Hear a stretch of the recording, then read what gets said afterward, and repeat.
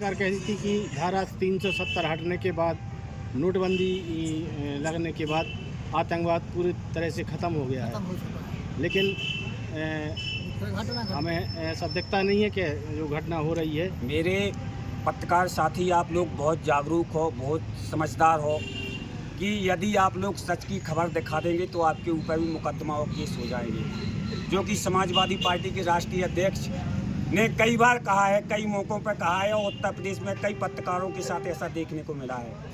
और जो नोटबंदी से देश में आतंकवाद कम नहीं हुआ है, आतंकवाद बढ़ रहा है। लगातार आतंकवादियों के द्वारा देश में घटनाएं घटती जा रही हैं और सरकार रिस्पॉन्सिबिलिटी, जिम्मेवारी क्यों नहीं लेती है। मैं आप लोगों के माध्यम से पूछना चाहती हैं भारतीय जनता पार्टी के प्रधानमंत्री से, आखिर जिम्मेवारी किसकी है, कौन लेगा रिस्पॉन्सिबिलिटी, देश के नागरिकों को सुरक्षा कौन प्रदान करेगा। नेताजी